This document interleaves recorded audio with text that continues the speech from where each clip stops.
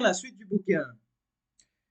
Les résultats parus en 1921 mais ne contenaient qu'un compte-rendu préliminaire de la critique Hilde Prousse-Scott, plus tard Hilde Mangold, alors qu'il écrivait le papier. Après ce succès initial, Prousse-Scott, à qui Spemann avait confié l'exécution de cette expérience critique, a eu du mal à répéter l'expérience avec succès, avec très peu d'embryons manipulés survivants. Sur plusieurs centaines d'embryons chimériques, seuls 5 ont survécu, et ceux-ci ont servi de base au célèbre article publié en 1924 Spemann et Mangold. 1924. Hilde Prousse-Scott, plus tard Hilde Mangold.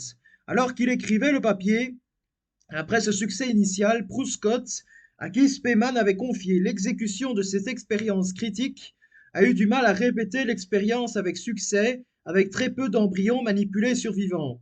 Sur plusieurs centaines d'embryons chimériques, seuls 5 ont survécu, et ceux-ci ont servi de base au célèbre article publié en 1924, Spemann et Mangold, 1924.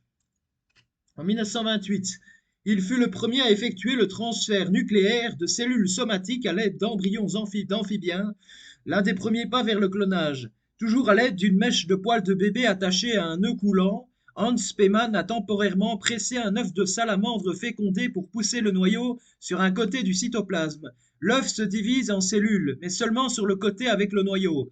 Après 4 divisions cellulaires qui ont formé 16 cellules, Spemann a détaché le nœud coulant, laissant le noyau de l'une des cellules glisser de nouveau dans le côté non diviseur de l'œuf. Il a utilisé le nœud coulant pour séparer cette nouvelle cellule du reste de l'embryon. La cellule unique s'est transformée en un nouvel embryon de salamandre, tout comme les cellules restantes qui ont été séparées. Essentiellement le premier cas de transfert nucléaire, cette expérience a montré que le noyau d'une cellule embryonnaire précoce dirige la croissance complète d'une salamandre, se substituant efficacement au noyau dans un œuf fécondé. En 1952, Robert Briggs et Thomas King ont transféré le noyau d'un embryon de tétard précoce dans un œuf de grenouille énucléé, un œuf de grenouille dont le noyau avait été retiré. La cellule résultante s'est transformée en tétard. Les scientifiques ont créé de nombreux clones de tétards normaux en utilisant des noyaux d'embryons précoces. Mais tout comme les expériences sur la salamandre de Spemann, le clonage a eu moins de succès avec les noyaux de donneurs d'embryons plus avancés. Les quelques clones de têtards qui ont survécu ont grandi anormalement. Plus important encore, cette expérience a montré que le transfert nucléaire était une technique de clonage viable. Elle a également renforcé 2 observations antérieures.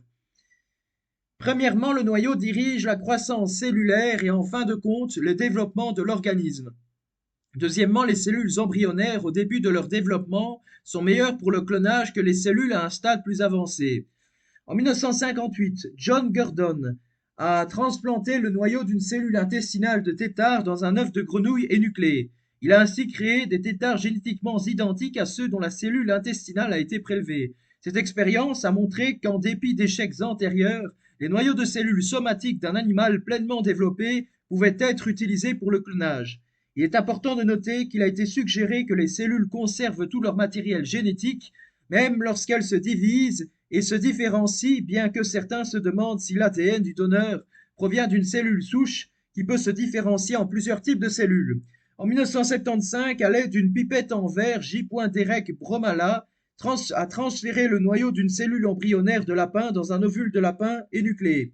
Les ovules de mammifères sont beaucoup plus petits que ceux des grenouilles ou des salamandres et sont donc plus difficiles à manipuler. Il considérait l'intervention comme un succès lorsqu'une morula ou embryon avancé se développait après quelques jours. Cette expérience a montré que les embryons de mammifères pouvaient être créés par transfert nucléaire.